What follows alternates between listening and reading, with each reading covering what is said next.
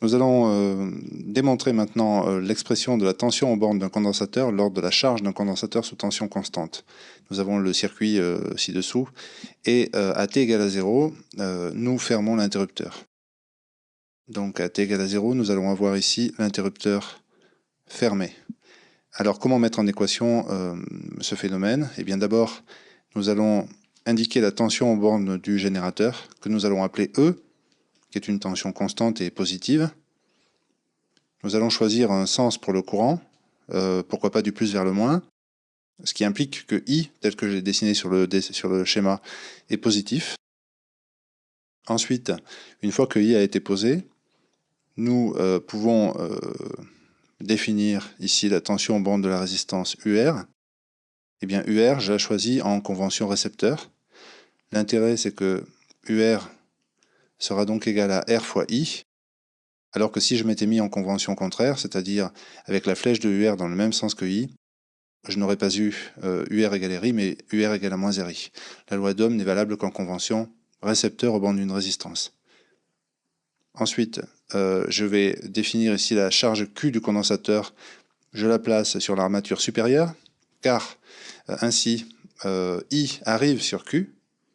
I arrive sur Q, et donc je peux écrire que I est égal à Q'. Si j'avais défini Q sur l'armature inférieure, du bas, j'aurais eu I est égal à moins Q'. Ça n'aurait pas été faux, mais disons qu'il aurait fallu mettre un moins à ce moment-là dans l'équation que je viens de poser. Ensuite, la tension en bande du condensateur, je vais l'appeler UC. Et ici, je la mets de telle façon que la pointe de la flèche de UC soit à l'endroit où se trouve Q. De cette manière-là, je peux écrire que Q est égal à C fois UC. Si je place la pointe de ma flèche sur l'armature opposée à celle qui porte Q, eh bien j'ai Q égale à moins CUC. Donc une fois que nous avons écrit tout ça, eh bien nous appliquons la loi d'additivité des tensions, qui dit dans ce circuit que E va être égal à UR plus UC. Alors, ça veut dire que E va être égal à RI plus Q sur C, mais comme I est égal à Q', nous avons RQ' plus Q sur C. Nous pouvons l'écrire un petit peu différemment, sous la forme, par exemple, Q' plus Q sur RC est égal à E sur R. Ou encore, d'une manière encore différente, pourquoi pas, Q' est égal à moins Q sur RC plus E sur R. Alors, ceci n'est pas sans vous rappeler ce que vous avez étudié en mathématiques, à savoir la résolution de l'équation y' est égale à AY plus B.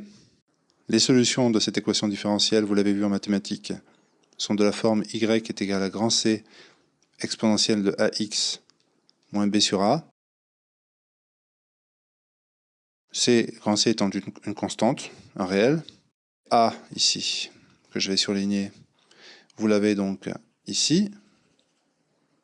Et B, vous l'avez ici.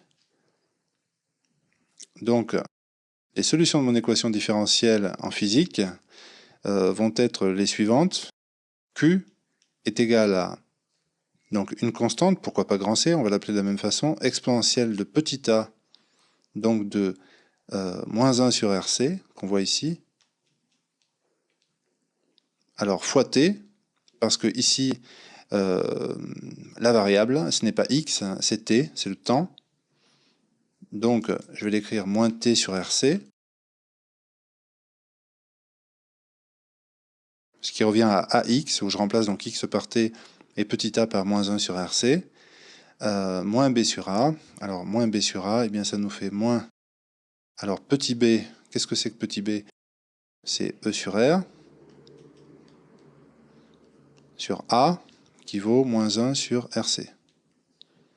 Bon, autrement dit, nous avons Q est égal à grand C exponentielle de moins t sur RC, plus E sur R fois RC, c'est-à-dire EC.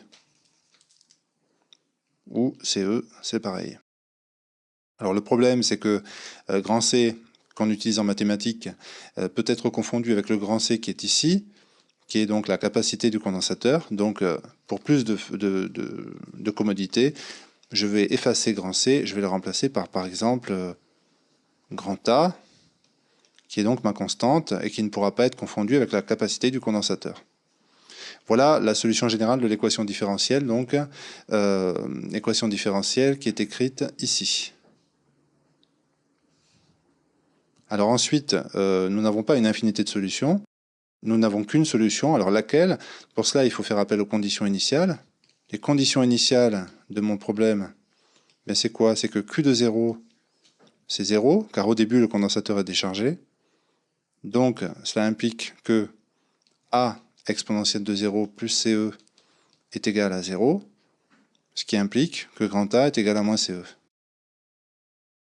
Nous avons donc Q qui est égal à moins CE exponentielle de moins t sur RC plus CE, c'est-à-dire CE facteur de 1 moins exponentielle de moins t sur RC, car ici je factorise par CE.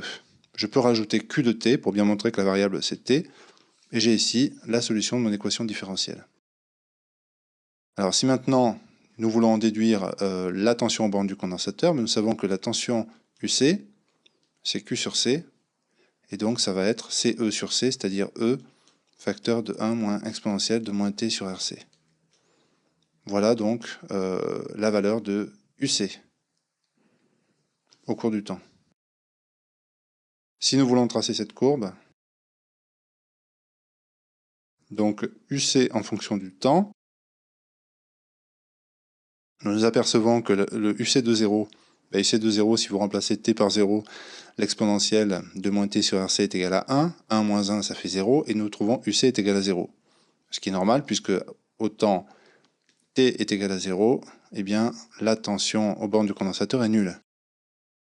Lorsque t tend vers plus l'infini, eh bien ici, vous allez avoir moins t sur RC qui va tendre vers moins l'infini. Exponentielle de quelque chose qui tend vers moins l'infini, ça vous fait 0. En fait, tout ceci tend vers 0. Donc, ici, tout ceci tend vers 1. Et tout ceci tend donc vers E. Nous avons donc une limite ici à E. Et la courbe va avoir cette forme, ce qui confirme les observations expérimentales. Alors, pourquoi cette forme-là et pourquoi pas une autre? Bon, on peut la tracer à la calculatrice, mais aussi on peut penser que l'exponentielle que vous connaissez, elle a cette forme. Exponentielle de moins t sur RC va avoir cette forme. Moins exponentielle de moins t sur RC va avoir cette forme. 1 moins exponentielle de moins t sur RC va avoir cette forme, puisqu'elle s'annulera en 0. Et c'est pour ça que je peux tracer ici cette forme de courbe. Voilà.